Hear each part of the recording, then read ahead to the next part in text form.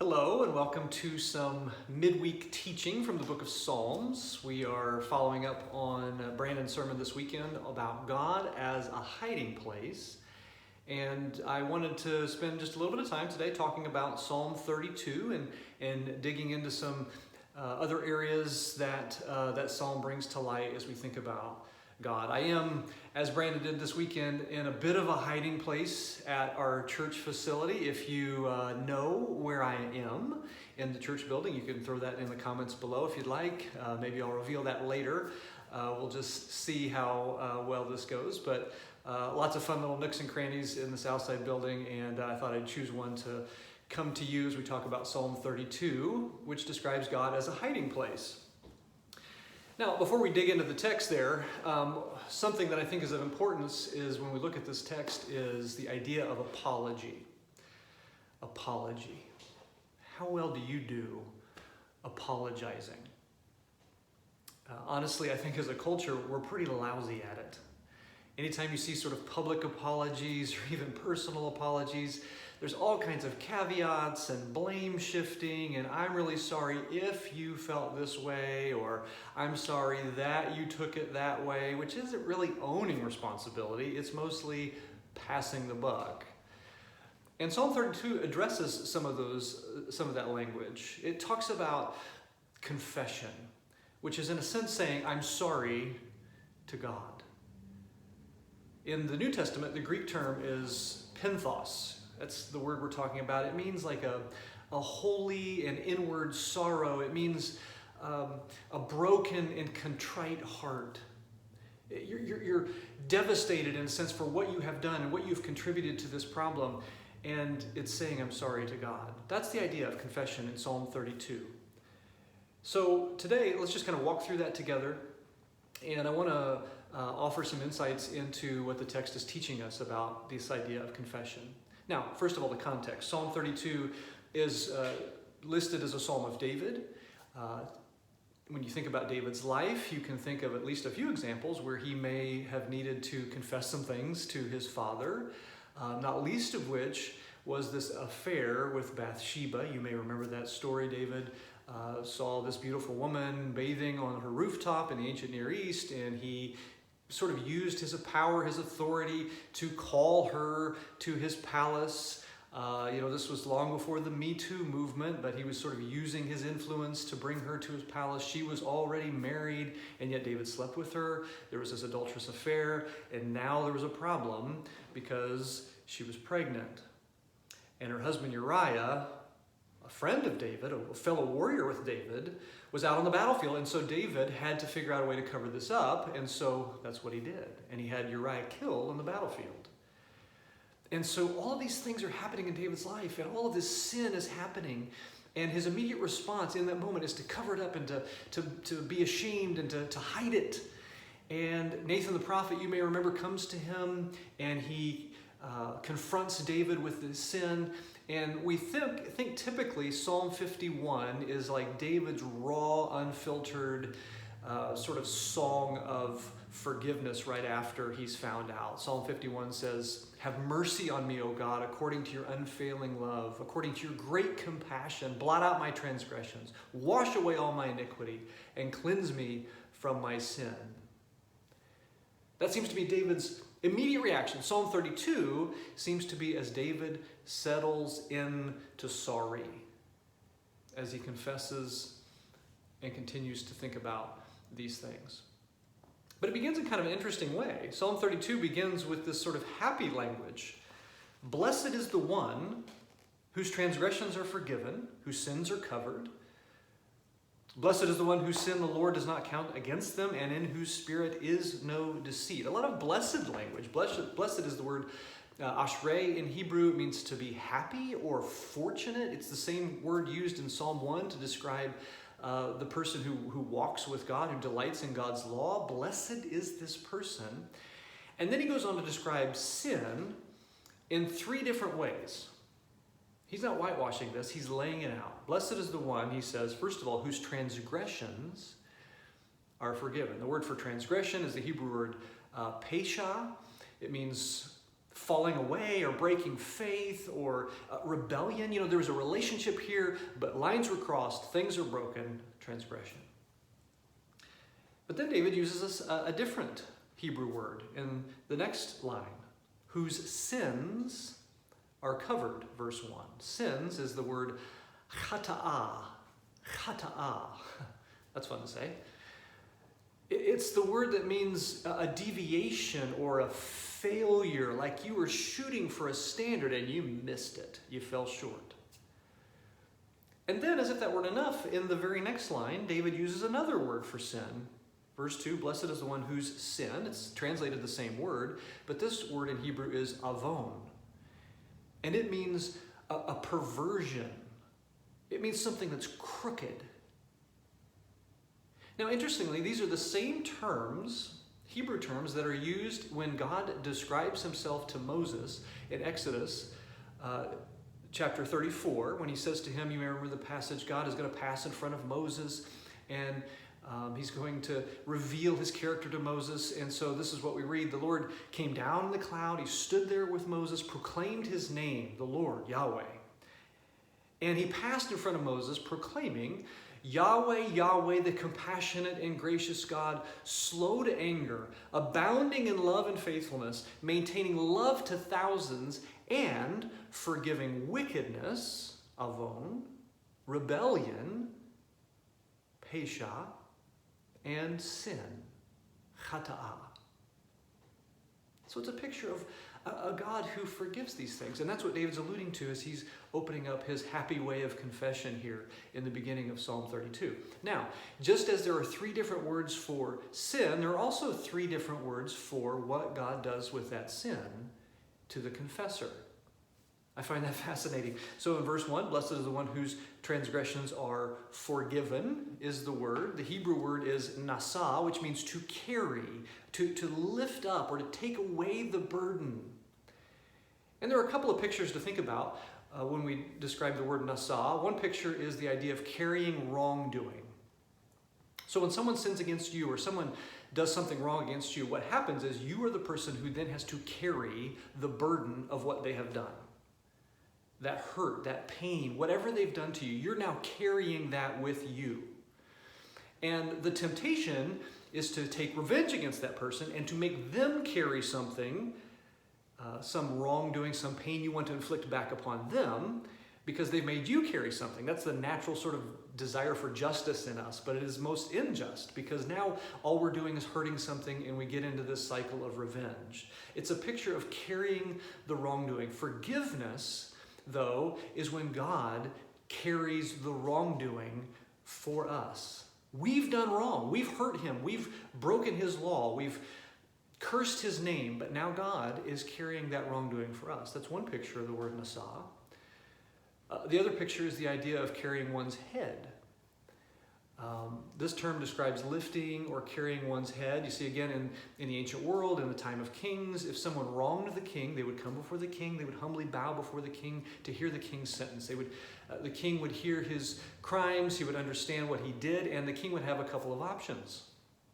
Either the king would lift off the person's head, kind of like the old Alice in Wonderland, off with their head.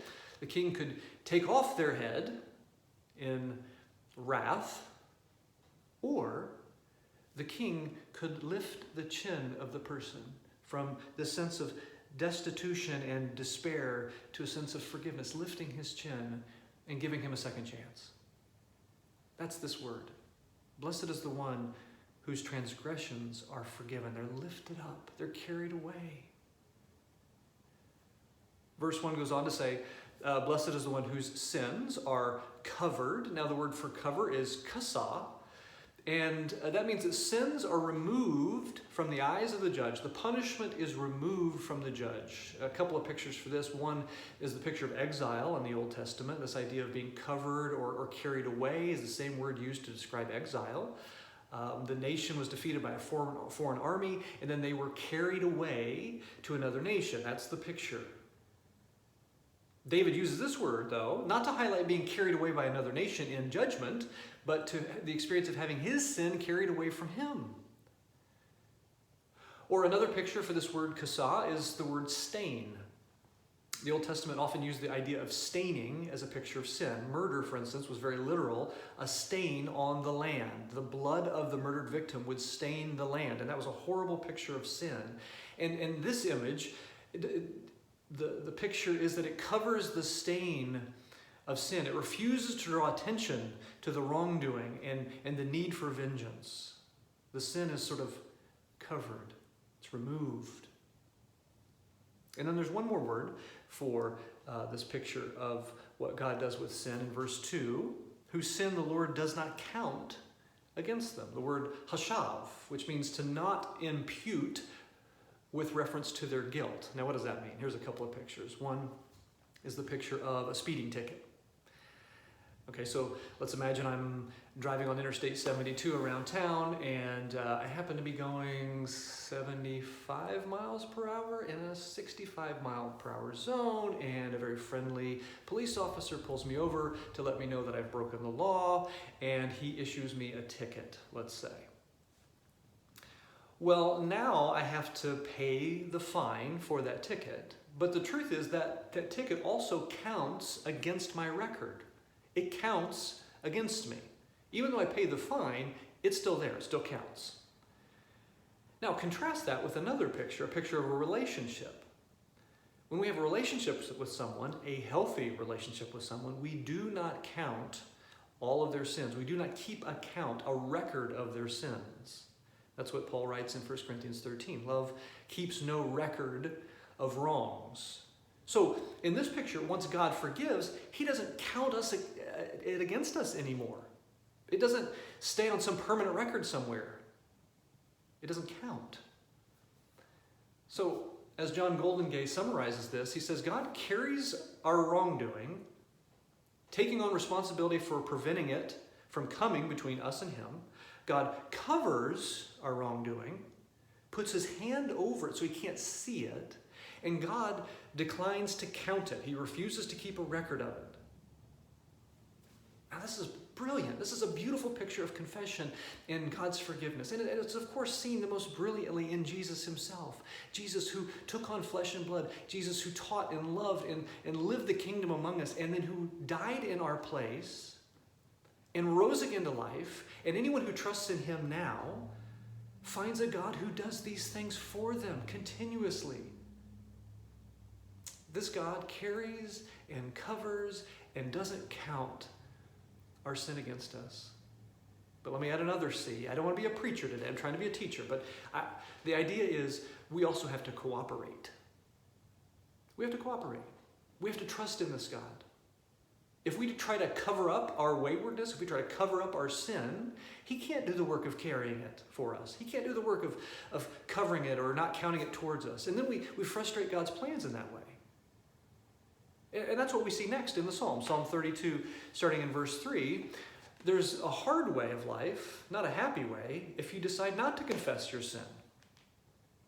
David writes, when I kept silent, my bones wasted away through my groaning all day long. The bones were a picture of kind of your whole body, the internal, the deepest part of yourself. And he says when he didn't confess his sins, he was like weakened physically. Maybe he physically felt ill. Maybe you have too.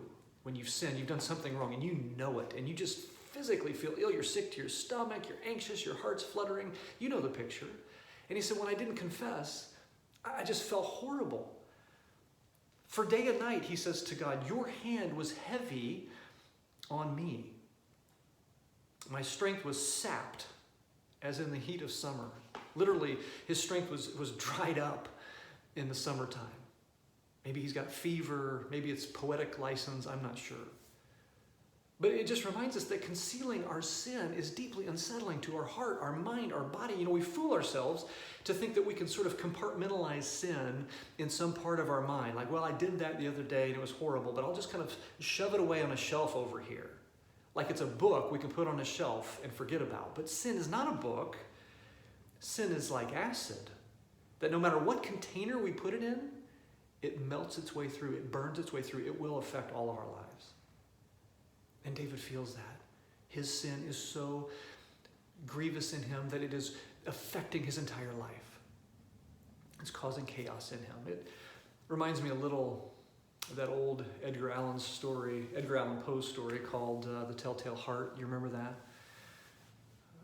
Kind of a weird little story. This man trying to prove that he's not really insane, but he has this neighbor who has a milky eye, and he begins to think of this neighbor as an evil person, the eye of a vulture. And so he sneaks in the dead of night and he kills his neighbor, and he cuts up his body and puts it in under the floorboard of his home. And the police naturally start to investigate this, and they come to the man's house and they ask him about this. And the man, feeling very proud of himself, no one's going to ever find out about his deed.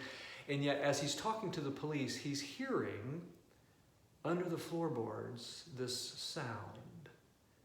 And it gets louder and louder and louder. And finally, as the police are talking to him, he thinks that it's reached a crescendo, and he confesses all that he's done.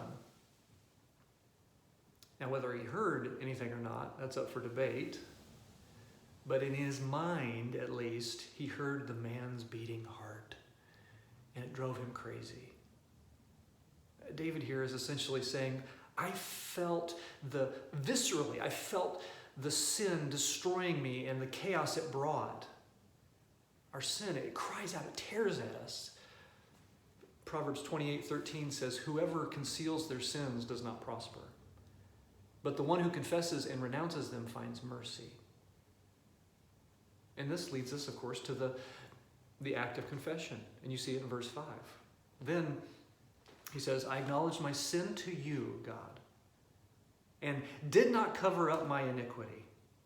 I said, I will confess my transgressions to the Lord, and you forgave the guilt of my sin. David acknowledged. Yada is the Hebrew word. It means to make known or to reveal, to bring them to light. It means he dug up the sin from the backyard of his mind, and he brought it before God, and he laid it out in the sun. He refused, verse 5, to cover it up. Now, that's interesting. It's the same word used back in verse 1, the idea of covering sin, right? So it's the same word for the blessed person, but instead of the sin being covered up in your life, it should be covered by the Lord. That's the idea of confession. 1 John 1:9 reminds us of this in the New Testament when it says, if we confess our sins, he is faithful and just and will forgive us our sins and purify us from all unrighteousness. He will do that. Now, the trouble is we have to believe God's words. Even here in Psalm 32 or 1 John 1:9, we have to believe his words more than we do our own feelings, because sometimes, when I sin, I feel so guilty, I feel so dirty, I feel so unholy, that even if I confess it to God and say, God, here it is, sometimes I beat myself up with it for days. I like to be the one who has the sword that I'm going to chop off my own head because of my own sin. But our King, if we confess it, it says here, he lifts our chin. He doesn't lift our head off of our neck. He lifts our chin in forgiveness and in a second chance, day after day, week after week. So we don't have to wallow in guilt or wallow in doubt or live in uncertainty. Does God hate me? Is he fuming at me? Will he hate me forever? Will he damn me to hell? No, these words, listen to these words in verse 5. He says, you forgave the guilt of my sin. It's the same word in verse 1 that's translated, we talked about being carrying, the word for forgiveness, carrying away our sin. When we confess, God, he lifts up our chin. He paid the price once and for all in the sacrifice of the cross in Jesus.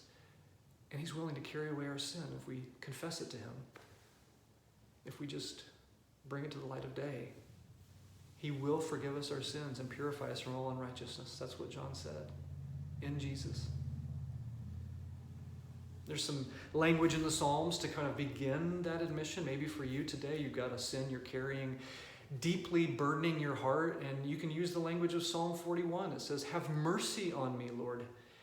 Heal me, for I have sinned against you. Or you can use the language of Psalm 86. You are my God. Have mercy on me, Lord, for I call to you all day long. Well, there's a new path David lays out in Psalm 32, verses 6 through 11. I won't go through all of that, but he turns into a teacher. He says in verse 6, let all the faithful pray to you while you may be found. He discovers a deeper intimacy with God in verse 7. He says, you are my hiding place, my seder, my shelter is the idea in Hebrew. He shares his experience with others in verses 8 through 11. He says, don't be a stubborn mule that has to be yanked in the right direction. Trust in God, rejoice in God. See, sin scars us. Confession presents the wound to the healer, and God in his forgiveness heals us. That's the picture. So that we can move on to a life away from the sin that hurt us in the first place. There's a lot going on in Psalm 32. It's a beautiful picture of God's forgiveness of us, and it is most seen clearly in the work of Jesus Christ. God is our hiding place. We don't need to hide from God in our sin. We need to hide in God in our sin. Well, speaking of hiding, the space that I'm in today is actually what we lovingly call our green room. It is a space kind of right behind the baptistry in the sanctuary. It's a space a lot of times where people who are leading worship or getting ready to speak may come a little bit before the service to spend some time together in prayer, to get ready for the worship of God. It's not an often used space, certainly not these days. So it's a great hiding place for us. I hope today, as you think more about Psalm 32, that you too will find in God a wonderful place to hide. He forgives us our sins.